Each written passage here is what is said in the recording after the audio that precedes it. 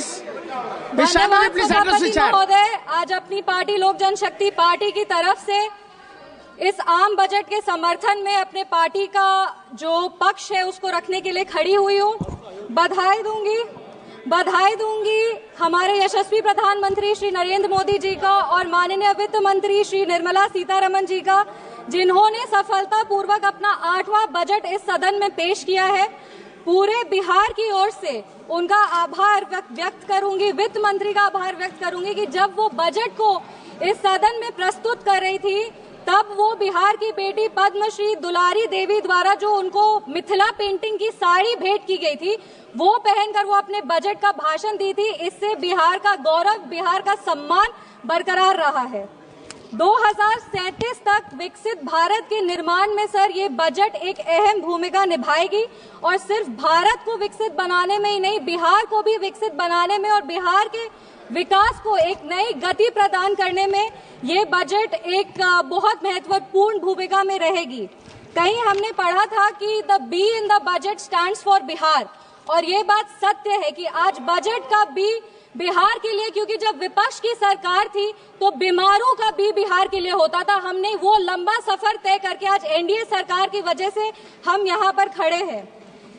पूरे विश्व को शून्य देने वाले आर्यभट्ट, जो पूरे विश्व को शून्य दिए थे, उनका जन्म बिहार में हुआ था और ये वही शून्य है जो दिल्ली विधानसभा चुनाव में कांग्रेस पार्टी को आई थी।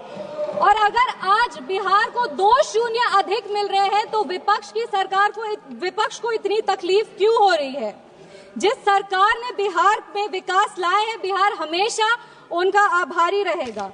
हम उस बिहार की बेटी हैं सर जो इस देश की रीढ़ की हड्डी है, वो चाहे आपके कॉर्पोरेट सेक्टर्स हो, वो चाहे आपके सॉफ्टवेयर आईटीज हो, वो आपके इंफ्रास्ट्रक्चर को खड़ा करने वाले मजदूर हो, वो आपके घर के सहयोगी हाथ हो। हर घर में सर एक बिहारी है, आपके घर को घर बनाने वाला आदमी बिहारी है। बिहार का उत्थान अब अडिग है और बिहार के विकास में अब कोई भी बाधा नहीं आएगी। रीजनल फेवरेटिज्म की बात करते हैं सर, 2004 में डीएमके पार्टी के समर्थन के लिए तमिल को क्लासिकल लैंग्वेज घोषित कर दिया गया था और उसके लिए एक यूनिवर्सिटी की स्थापना भी की थी। तब बिहार वासी को और बिहारियों को कोई दिक्कत नहीं था, पर आज जब बिहार को ज्यादा मिल रहा है तो विपक्ष को इतनी तकलीफ क्यों हो रही है? बिहार में आज जीडीपी का मतलब है ग्रॉस डोमेस्टिक प्रोडक्ट, बट जब विपक्ष की सरकार थी तो बिहार में जीडीपी का मतलब था गुंडागर्दी, डकैती और पॉवर्टी। हम बिहार में जमीनी स्तर पे काम करते हैं, इन लोगों ने बिहार में जमीन हड़पने के लिए काम किया है। हम दोनों में बस यही अंतर है। संविधान विरोधी कहते हैं और नेता प्रतिपक्ष भी जब राष्ट्रपति अभिभाषण के धन्यवाद प्रस्ताव में बोल रहे थे तो जितने बार उन्होंने भारत का नाम नहीं लिया था उससे ज्यादा वो चाइना के बारे में बात कर रहे थे। और ये इनका एक ट्रेडिशन रहा है कि चाइना के मॉडल से ये बहुत प्रभावित रहते। नेशनल एडवाइजरी काउंसिल भी चाइना से प्रेरणा लेकर के ही स्थापित की गई थी। हम राहुल गांधी जी को बस यही कहना चाहेंगे, राहुल गांधी जी, ज्यादा चीनी देश के लिए और सेहत के लिए, दोनों के लिए हानिकारक है। इंडिया अलायंस को देखते हैं सर तो एक गाना याद आता है, इंडिया अलायंस को देखते हैं तो एक गाना याद आता है, देख जमाने की यारी बिछड़े सभी बारी बारी। और Bihar election will be the last nail in India alliances coffin. इसके बाद इंडिया अलायंस वैसे ही इस धरती पर से विलुप्त हो जाएगा जैसे किसी समय में डायनासोर हुए थे। अगर हम बजट की बात करें तो वित्त मंत्री जी ने 50 लाख करोड़ का बजट दिया है, जिसमें 11,21,000 जो है वो कैपिटल एक्सपेंडिचर है। ये हमारे देश के निर्माण में एक अहम भूमिका निभाएगी। वित्त मंत्री जी ने अपनी भाषण की शुरुआत ही सरकार के एफर्ट्स को रेखांकित करते हुए कहा कि इस बजट का फोकस्ड ग्रोथ पे है, इंक्लूसिव डेवलपमेंट पे है, प्राइवेट सेक्टर इन्वेस्टमेंट पे है और enhancing spending power of India's riding middle class पे है। ये बजट एक गाइडिंग फोर्स के रूप में अपने आप को स्थापित करेगा और ये इस बजट का ही परिणाम है कि इतने ग्लोबल अनसर्टेनिटीज के बावजूद भी हमारा देश एक फास्टेस्ट ग्रोइंग इकोनॉमी है। Sir, I am the only speaker from my party, मेरे को अपनी बात पूरी करने का पर्याप्त समय मिलना चाहिए। No nation can prosper without respecting its farmers. किसान हमारे अन्नदाता है, अन्नपूर्णा देवी का साक्षात स्वरूप हमारे किसान है। काफी सारी ऐसी योजनाएं जो आत्मनिर्भर विचारधारा से किसानों को सशक्त करने के लिए लिया जा रहा है।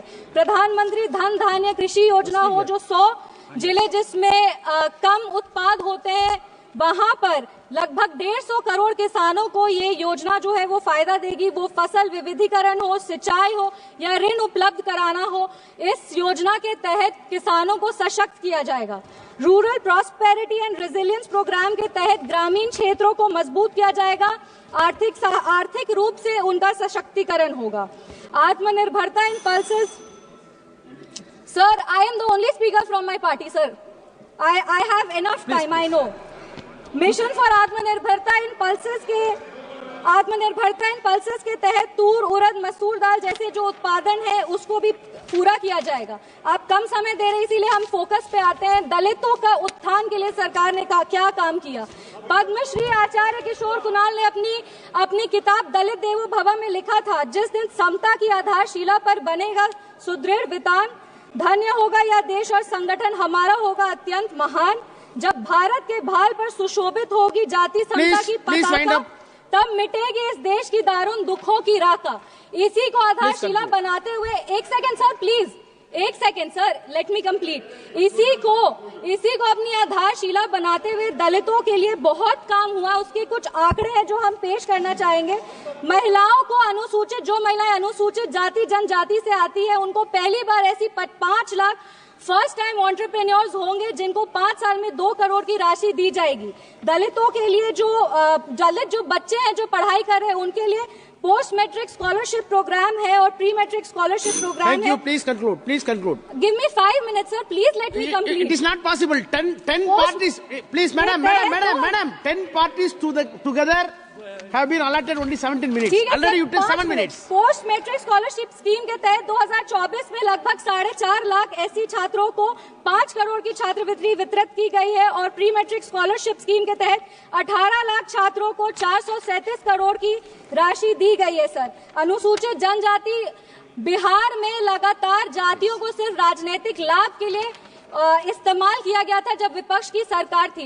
इंदिरा गांधी जी बेलची गांव गई थी हाथी पे चढ़कर, उसके बाद भी उन्होंने सिर्फ और सिर्फ उनके लाभ के लिए दलितों को प्रताड़ित किया गया। जब लालू यादव जी आज समाजवाद पे बहुत लंबे भाषण देते हैं, पर ये बात सत्य है कि अगर सबसे ज्यादा दलित को प्रताड़ित किया गया था तो वो उन्हीं की शासनकाल में किया गया था। हम अपने राष्ट्रीय अध्यक्ष श्री चिराग पासवान जी का आभार व्यक्त करते हैं, जिनके प्रयासों, सर 5 मिनट्स, जिनके प्रयासों के वजह से आज निफ्टन जैसे जो इंस्टीट्यूट है वो बिहार में आ रहे हैं और आने वाले समय में बिहार ईस्टर्न हब में एक जो फूड प्रोसेसिंग है उसका एक नोड बनेगा। आईआईटी पटना को विस्तृत किया जाएगा। Sir 2 minute. Thank you. Sir please 4 पंक्ति पढ़कर हम अपने वाणी को विराम दे रहे हैं। सर, बिहार के गौरव को और बिहार की जो इतिहास रहा है उसको बार बार इस सदन में उछाला जाता है। बिहार के खिलाफ कई सारी बात विपक्ष कहते हैं। 5 पंक्ति सर हम पढ़ेंगे।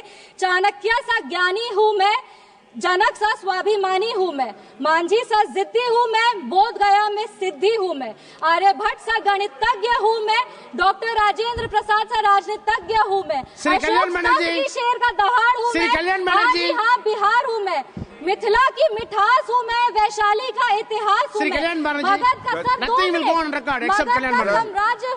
Thank you, Chairman, sir. Please.